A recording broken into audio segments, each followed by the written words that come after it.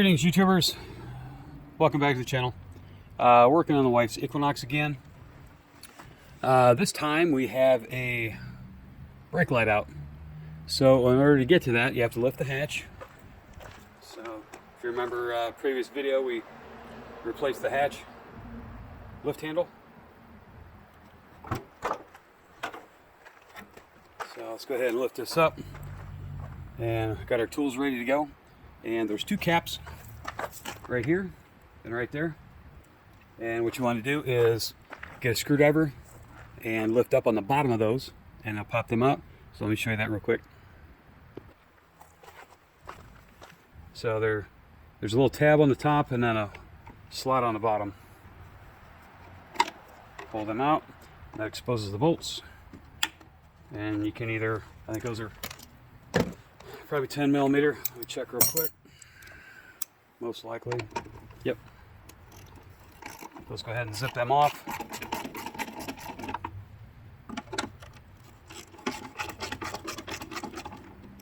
And we'll pull our light out.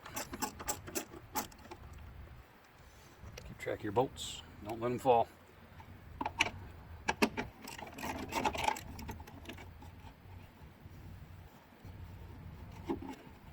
Get out of there.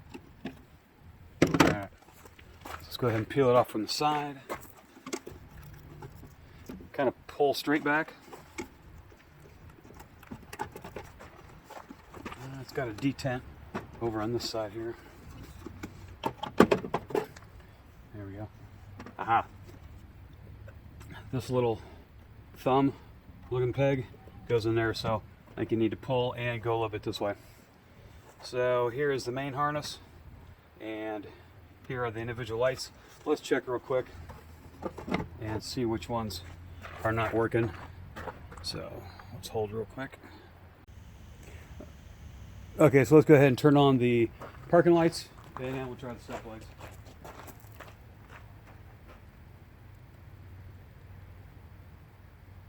Parking lights, brake lights.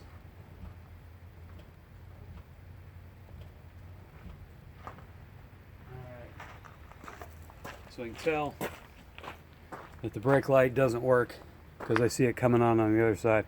So let's go ahead and pull out the bulbs and take a look. Alright, so check it from this side. The turn signal is the top one, and check it from the other side that still works.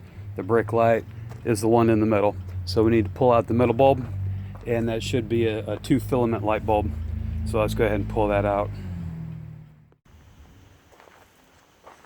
Alright, so I want the middle one here. That would be this guy. Give it a quarter turn, counterclockwise. Gently pull that out. And this looks like the old 1157. So we'll kind of set that back in there so it don't swing down and hit the paint job. Take a look, if it'll focus on there. The top, there we go. See the top one? You can barely see just a little bit of space right there. See a little bit of space in there where that's not connected. So that is our culprit right there.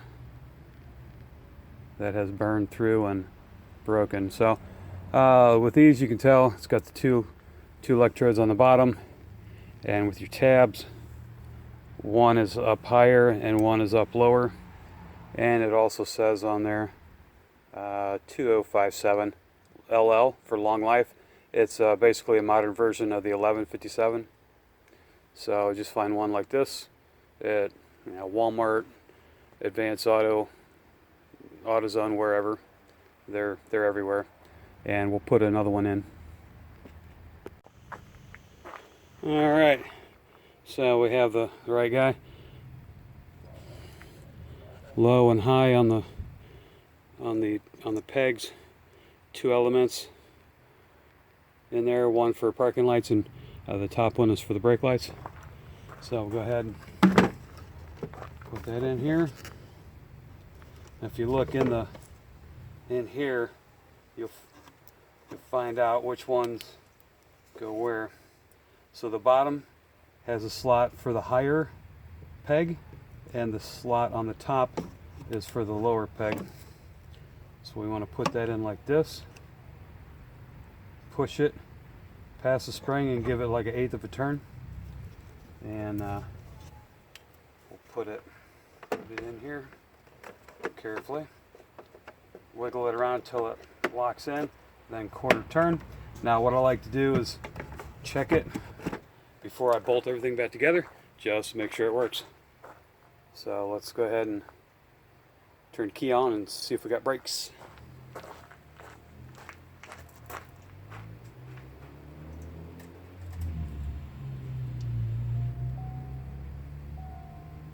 That turn signal still works.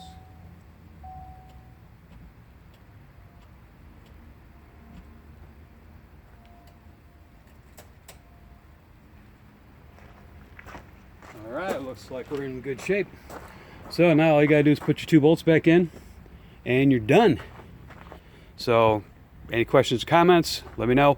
Also, a good point is if the turn signal is bad, it's the same thing. 1/4 turn, pull that one out, replace that bulb, stick it back in. So also the reverse light. So this one video can cover all 3 of those. So thanks for watching, everybody. God bless. See ya.